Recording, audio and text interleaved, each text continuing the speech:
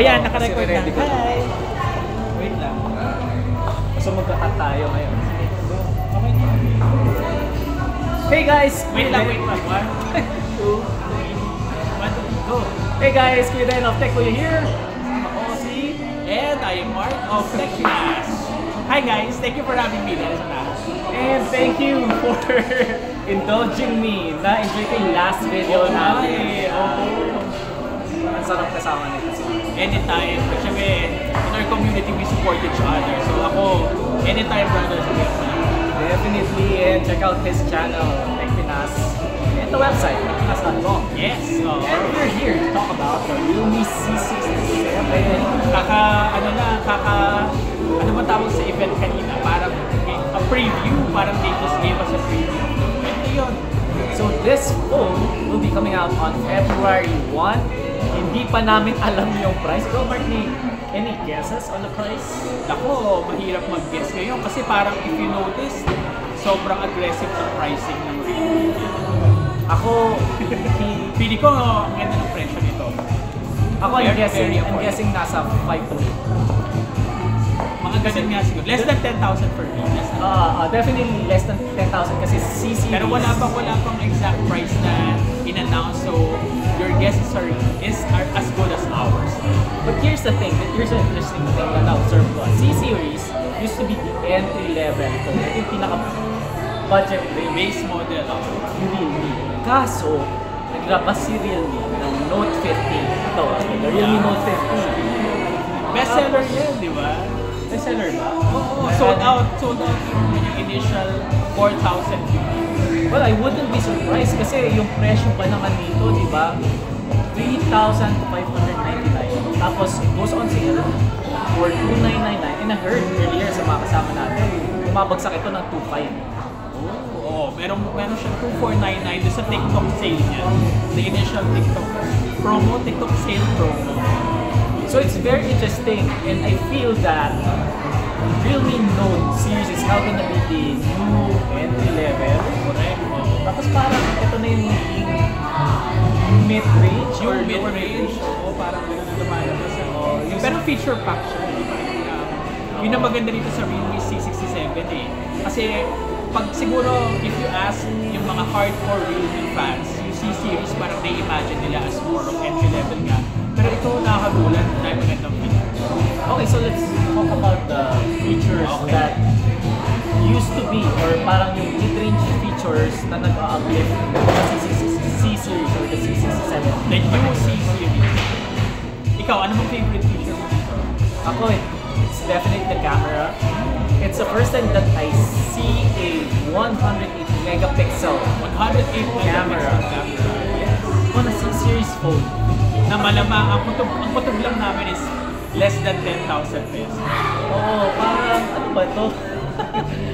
Ayaw nyo bang magbenta ng mga mid-range phone nyo? Hindi, kasi iba na rin ngayon eh. Parang ngayon talagang, because the market is very competitive, maganda na nakikita natin yung Realme na competing talaga in terms of specs and features at a competitive and at a very affordable price. And me kasi as a content creator, I need to have really good cameras. I don't know if you agree, Mark. What about you? What's your favorite feature or favorite spec on the C67? Alam mo, pareho tayo, the 108 megapixel camera, pero ang na-appreciate ko talaga sa kanya yung zooming capabilities niya. Diba, the 3 times and the 5 times zoom. Kasi important niya sa atin in covering events, also siguro sa mga kaibigan natin, mga travel vloggers din, or travel content creators, very important sa kanila yung nakakapag-zoom sila. And ito, subok ko talaga, if you check my Instagram account, ginamit ko talaga na just to zoom on my teaser photo. Ang linaw ng zooming niya yung 3 times and 5. Doon sa mga kinuha ko ba, how many of the shots ang tapon? Or lahat ba ng shots mo clear and sharp? Well, karamihan, maganda talaga. Parang hindi kasi kadalasan kasi kapag nag-zoom tayo, lumalabo, di ba? Parang pag-check mo, parang naging blurry. This one, karamihan, okay siya na siya. And sabi ko, karamihan, mostly okay siya. Good for sharing on social media. How about low light? What's your experience? Well, sa low light naman, surprisingly, because of the higher resolution, actually naman kahit na anong laki ng sensor ng camera mo, if konting-konti ang light, magsa-struggle din di ba? But this one, masasabi ko na it delivers decently. Lalo na pagka-indoor setting, okay na okay pa rin siya. Kanina ginamit ko for taking photos of yung food natin. The food. Yung food natin medyo hindi naman sobrang intense ng light or ganda ng lighting sa food, pero malinaw pa rin naman siya. So yung mga ganon na mga practical scenarios, okay naman siya.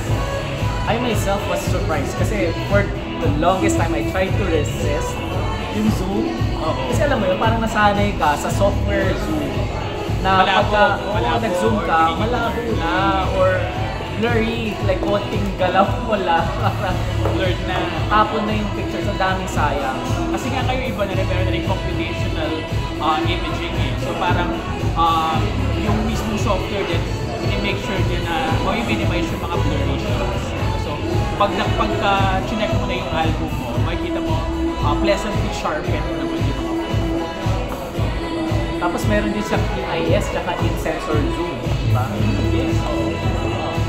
Although hindi lang natin ma-demonstrate yung EIS kasi we're using a tripod. And we have to mention, di ba, yung gamit natin for recording this. It's also the Realme C67. The main camera of the Realme C67. Okay. So there you go. Yun ang ating Ngayon naman kasi teaser pa lang tayo. We can only give them a teaser of what's better about this. Yun lang yung guess namin So hindi pa tayo 100% sure sa presyo. Pero I'm hoping personally, it's going to be less than 10,000. Definitely. So, yun yung hope ko for it. Less than 10. Para marami maka-enjoy. Diba? Marami tayong Realme fans and also Pinoy techies na maka-access sa kanya 108 megapixel drive. And I think that, because I can't stop looking at the design, at the rear camera. Ganda nung design. Ilang colors to available. This one is the this one is the rocky green, parang gano'n. Or rock black, ba? Something. No. Ito. There's a black and a green variant. So this is the light color. Tapos This is the dark color. Sorry, this is the dark color. Tapos Meron isang light color. Pero yung colors na inspired by nature. So yung mga names na ginagamit ng Realme, very nature inspired. So do you have any questions about the Realme C67? Drop them in the comments. Stay tuned for the samples. Check out the camera samples and stay tuned for more content on Tech Kuya and on Tech Pinas. Yes. So thank you for having me. Thank you. Dito lang ako, Appreciate support it. you, brother. Dito lang. Okay. Thank you guys. Thank you for See you. having me. See you. Bye.